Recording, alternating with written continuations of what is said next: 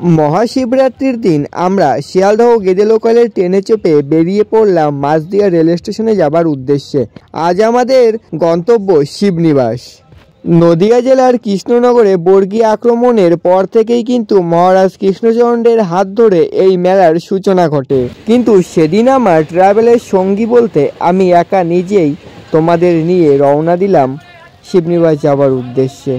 চারিদিকে ঘন সবুজ গাছপালা, নানা রকম ফসল, নদীনালা, প্রাকৃতিক সৌন্দর্য উপভোগ করতে করতে আমরা পৌঁছে গেলাম প্রায় মাঝদিয়া রেল স্টেশনে। মাঝদিয়া রেল স্টেশন প্রাঙ্গণের বাইরে থেকে বাস স্ট্যান্ড থেকে কিন্তু খুবই সহজে আমরা কৃষ্ণনগর চাপার বাসে চেপে পৌঁছে গেলাম শিবনিবাস বড় ব্রিজে।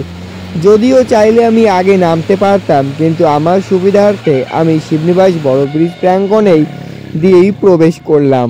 এই হলো শিবনিবাস সেতু। খুব সুন্দর সিমসাম মনোরম একটি পরিবেশ, যার নিচ দিয়ে কিন্তু এঁকে বেঁকে বয়ে চলে গেছে চূর্ণী নদী। সেতু থেকে মাত্র মিনিট 5 মতো পায়ে হেঁটে পৌঁছে গেলাম শিবনিবাস এই মহা মেলা প্রাঙ্গণে। মেলা প্রাঙ্গণে প্রবেশ করা মাত্রই চোখে পড়ল বাঁশ দিয়ে তৈরি করা বেশ কিছু জিনিস, যা দর্শনার্থীদের মন কেড়েছে।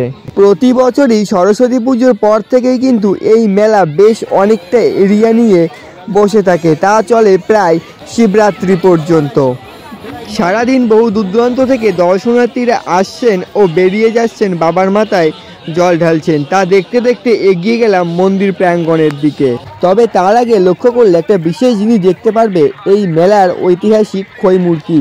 এই মেলায় এসে কেউ যদি খৈমুরকি না নিয়ে ফিরে যায়, তার নাকি মেলা ভ্রমণ সম্পূর্ণ হয়ে থাকে না। এগুলো বিশেষত প্রথমে ভাজা হয়, বালি দিয়ে গুড়মুরকি বা খৈমুরকিতে পরিণত করা হয়। সে যাই হোক না কেন, দীর্ঘ সময়ের অবসান ঘটিয়ে সামনের ভিড় ঠেলে আমরা পৌঁছে গেছিলাম মন্দির প্রাঙ্গণে।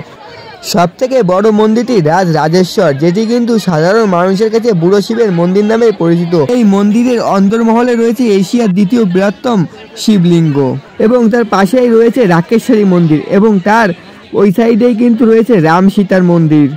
আর তার পাশেই কিন্তু চূর্ণী নদীর তীরে লুকিয়ে রয়েছে রহস্যময় এই রাজপ্রাসাদ, যার আজ প্রায় ভগ্ন দশা। চারিদিকে দেয়াল ছড়িয়ে ছড়িয়ে আছে, ইটগুলোর কোনো গোছাল নেই, সব উলটপালট হয়ে পড়ে আছে।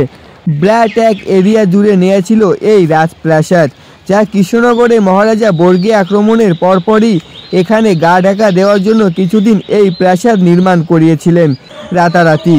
তা অনেকটা এরিয়া জুড়ে হলেও তার কোনো আজ অস্তিত্ব নেই। বর্তমান পরিস্থিতিতে দাঁড়িয়ে এই প্রাসাদ পুরো দখল নিয়েছেন বিভিন্ন ধরনের গাছপালা ও জঙ্গল পোকামাকড়ে। সেসব দেখে এগিয়ে গেলাম চূর্ণী নদীর তীরে।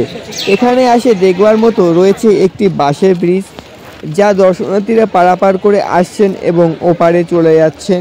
যাই হোক, মোটামুটি ছোট্ট একটি ভিডিও দিলাম আজকে। জানিও কেমন লেগেছে। আমি সেরকমভাবে প্রেজেন্ট করতে পারিনি, খুব একটা টাইম আমি নেইনি, ভিডিও পিছনে এডিটিংয়েও টাইম নেইনি, অ্যান্ড শ্যুটেও সেরকম একটা টাইম নেইনি। মোটামুটি শ্যুট করে রাত্রে আমরা মেলা প্রাঙ্গণ থেকে মেলা দেখতে দেখতে আমরা কিন্তু বেরিয়ে গেছিলাম। তো তোমরা কিন্তু চাইলে একদিন আসতেই পারো, এসে ঘুরে যেতে পারো। আমি বলবো এখানে অনেক কিছু আছে দেখবার মতো। একটা দিন সময় নিয়ে আসলে তোমরা এই স্পটটা পুরো ফুল তোমরা ট্যুর করতে পারবে। আশা করি এটুকু বলতে পারবো যে খুব ভালো লাগবে। কোনো বিষয় অজানা থাকলে অবশ্যই কমেন্ট বক্সে সেটি জানাতে ভুলবেন না। অবশ্যই আমি সেটি আপনাদের জানানোর চেষ্টা করব। অ্যান্ড ভিডিওটা যদি একটু ভালো লাগে থাকে অবশ্যই একটা লাইক করে দিতে হবে। অ্যান্ড যারা আমাদের চ্যানেলে নতুন, তারা অবশ্যই আমাদের চ্যানেলটি সাবস্ক্রাইব করে পাশে থেকে বেল আইকনটা প্রেস করে অল করে রাখতে হবে। আরও এই ধরনের নিত্য নতুন ব্লগ ভিডিও নোটিফিকেশানগুলো পাওয়ার মতো আজকের মতো বাই। শুভ শিবরাত্রি।